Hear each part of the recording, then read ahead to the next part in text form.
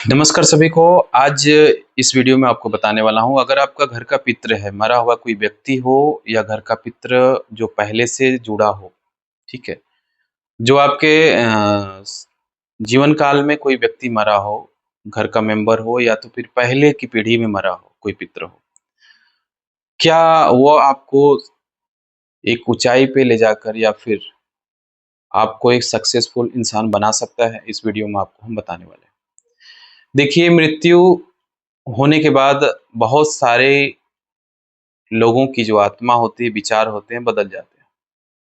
लेकिन कुछ-कुछ ऐसी भी शक्तियाँ होती हैं, ऐसे भी पितृ होते हैं जिनका विचार अपने घर या परिवार के लोगों के लिए वैसा ही रहता है, जैसा वो पहले थे। उनकी मृत्यु नहीं हुई थी, तब के डेट में जैसा विचार था, वैसे विचार आज के डेट में भी रहता है, मरने के बाद भी रहता है। तो ऐसी ऐसी शक्तियाँ होती हैं, लेकिन बहुत कम होती हैं। ज़्यादा से ज़्यादा क्या होती है कि वैसी शक्ति मरने के बाद उनके विचार, मोह माया अलग हो जाता है।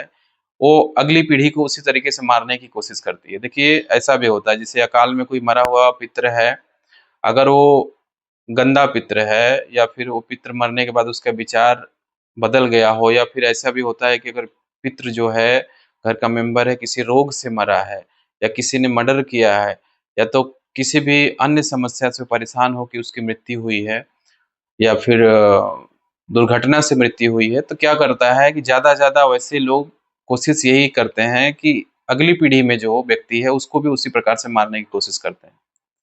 बातें बहुत ही गुप्त हैं, लेकिन आप इसको नहीं समझ पाएँगे, लेकिन होता है। देखिए, कभी-कभी आपने देखा होगा कि अ, जिस पीढ़ी में व्यक्ति मरा था उसको अगर किसी प्रकार से जिस रोग से मरा था वैसा ही रोग अगली पीढ़ी में देता है। 2-3 पीढ़ी से सेम टू सेम रोग होते चला जाता है, व्यक्ति उसी प्रकार से मरते हैं। तो उसका वही रीज़न होता है कि वह पितृ जो होता है, जो अकाल में मरा हुआ पितृ होता है, वो अगली पीढ़ी को नुकसान देता है। एक तो ये चीज़ें होती है जो फ़ायदे देते हैं, जो कि आपको ऊँचाइयों तक ले जाते हैं, वैसे पितृ जो होते हैं बहुत ही कम होते हैं। लेकिन वैसे जो भी पितृ होते हैं, वो आपको ऊँचाई पे 100% ले जा सकते हैं। जैसे होता क्या है कि आप किसी भी कार्य को करते हैं, उनको मना के जाते हैं, या फिर उनका स्थान कहीं पे आप रखे हैं, उनको आप मना के जाते हैं, उनको बोल के जाते हैं, तो आपको सफलता भी मिलती है। और किसी भी मुसीबत में आप फँसते हैं, उनका आवाहन करते हैं या फिर उनका नाम लेते हैं, तो भी आप सक्सेस हो जाते हैं। होने के बाद आप किसी भी समस्या में नहीं फँसते हैं। ये चीज़ें होती हैं। तो देखिए, एक जो पितृ होता है, जो अच्छा पितृ होता है, वो आपको ऊँचाइयों तक 100% ले जा सकता है और आप सक्सेस हो सकते हैं। सोचने में बहुत अजीब लग रहा होगा, लेकिन चीज़ें होती हैं। अगर अच्छा पितृ है तो आपका साथ देगा, जीवन भर साथ देगा। किसी भी मुसीबत, जैसे कि भूत हो, प्रेत हो, तंत्र हो, मंत्र हो, कोई भी व्यक्ति अगर करके भेजता है, उसको भी वो रिटर्न कर देगा और रिटर्न हो जाएगा। तो ऐसी चीज़ें होती हैं। अगर आपके साथ वैसी शक्ति जुड़ी है तो ज़ाहिर-सी बात है, बहुत ही आप भाग्यवान हैं।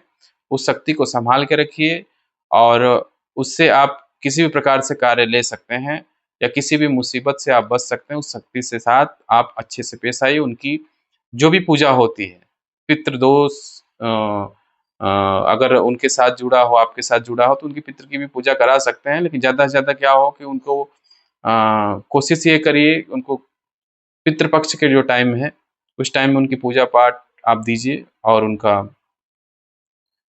निवारण करिए। जो भी अगर कहीं मुसीबत में फँसे हैं, तो भी आप भगत को भी दिखा सकते हैं कि हमारा जो पितृ है, वो फँसा हुआ है, किसी दोष में फँसा हुआ है, किसी बंधन में फँसा है, तो उसे बंधन से भी छुड़ा के आप अपने यहाँ सुरक्षित उनको पूज सकते हैं, पूज के आप रख सकते हैं। तो ऐसी शक्ति जुड़ी है, तो ज़ाहिर-सी बात है आपका बहुत ही भला करेगा, आप ऊँचाई तक जाएँगे। इससे रिलेटेड, साधना से रिलेटेड या फिर अन्य जो भी समस्या से रिलेटेड आप वीडियो चाहते हैं तो आप हमारे चैनल पे विज़िट करिए, आप देख सकते हैं। और किसी भी समस्या से आप ग्रसित हैं, तो हमें आप व्हाट्सएप कर सकते हैं या कुछ पूछना है तो पूछ सकते हैं। इस वीडियो में सिर्फ़ इतना है, फिर मिलेंगे नए वीडियो के साथ। तब तक जय माता दी, जय महाकाल, जय माँ विंध्यवासिनी, हर हर महादेव।